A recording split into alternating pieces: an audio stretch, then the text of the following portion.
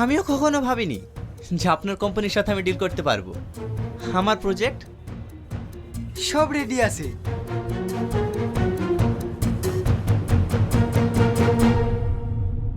এখানে সই করে দেন।